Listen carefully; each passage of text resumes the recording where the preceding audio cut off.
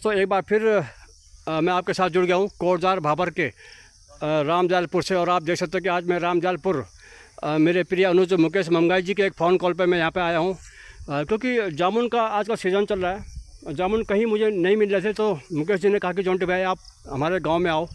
तो वाकई बहुत सुंदर ये नज़ारे हैं, बहुत खूबसूरत ये जंगल है और वाकई बहुत मज़ा आ गया। और मैं जामुन देख सकता हूँ, ये लगभग 2 किलो जामुन मुकेश भाई के कारण मुझे मिल गए हैं। तो मुकेश भाई, आप तो सौभाग्यशाली हो कि आप इतनी हसीन जगह में रहते हो, इतने बढ़िया जगह में रहते हो। जी, सबसे पहले दुलिया जी आपके सभी देखने वालों को मेरा सादर प्रणाम, नमस्कार। और बिल्कुल सही कहा आपने, प्रकृति के बीच में रहना ही अपने आप में एक बहुत बड़ी सौगात होती है और मुझे गर्व है कि मैं उसी प्रकृति के बीच में पला बड़ा हूँ और आज इन रसीले जामुनों का स्वाद ले रहा हूँ और साथ साथ में आपको भी दिला रहा हूँ इन रसीले जामुनों का स्वाद। और तो मुकेश जी, मुझे तो वो दौर याद आता, वो ज़माना याद आता कि कभी गांव में हम टोली बना के जाते थे समाज के जंगलों में, और साइकिल लेकर जाते थे, कभी पैदल जाते थे और हम थैले भर के लाते थे।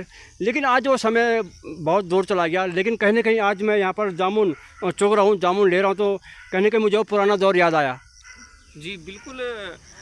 जब हम छोटे छोटे हुआ करते थे, आज भी मुझे याद है कि हम टोलियों में जब यहाँ नहीं लगे होते थे जामुन, तो आज यहाँ से सिद्धबली लगभग थोड़ा ही दूर है, सिद्धबली मंदिर हो गया और सामने सिगड्डी तक दूर दूर तक हम जामुन को लेने के लिए अपने जो साथी थे उनके साथ जाया करते थे। टोली में नहाने जाते थे, जामुन खाने जाते थे, यहाँ तक कि एक फल और भी होता है कुसुम, उसको भी खाने जाते थे। लेकिन अब वो दौर थोड़ा सा ख़त्म होता हुआ नज़र आ रहा है, क्योंकि जो साथ है, जो टोली है, वो देखना अब थोड़ा कम हो गया है।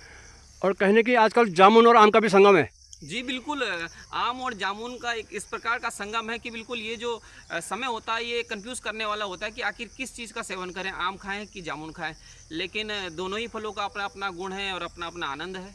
तो मुकेश जी, कहीं ना कहीं मैं पौराणिक जो बात कर रहा हूँ कि कभी गांव में घर घर में जामुन के पेड़ होते थे, आम के पेड़ होते थे, लेकिन एक आपस में मिठास होता था, आदान प्रदान होता था।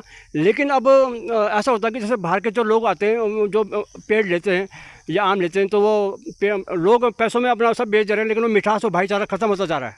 जी बिल्कुल। भले ही आज लोगों के पास कुछ सुविधाएं आ गई हों, लेकिन वो जो प्यार प्रेम था उसमें कहीं ना कहीं थोड़ा कमी देखने को मिली है। लेकिन मेरा तो आपके माध्यम से यही निवेदन रहेगा कि प्यार प्रेम बनाए रखें और असली साथ, जो साथ में ये जो हम टोलियों में जाते थे अपने साथियों के साथ, वो आज भी दिन याद करने वाला होता है। बिल्कुल वो दौर याद आता है मुकेश जी। मैं तो सही बता रहा हूँ आपको कि जब लोग अड़ोस पड़ोस में देते थे, आम हो चाहे लीची हो चाहे जामुन हो, बहुत अच्छा लगता था, बहुत मिठास रहती थी। जी जी।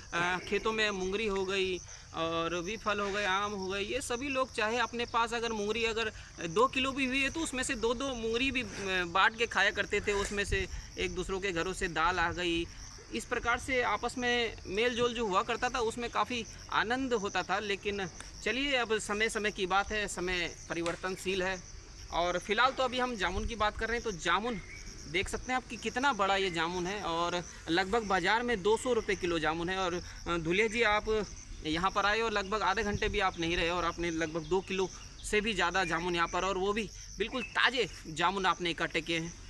मुकेश जी, मैं तो वाकई बहुत खुश हूँ, क्योंकि ये आपका यहाँ पर घर है, रामजालपुर के आप निवासी। और लेकिन आपके जो घर के सामने ये बहुत सुंदर ये जंगल है, यहाँ पर लगभग 20-25 पेड़ जामुन के हैं और आम के पेड़ हैं।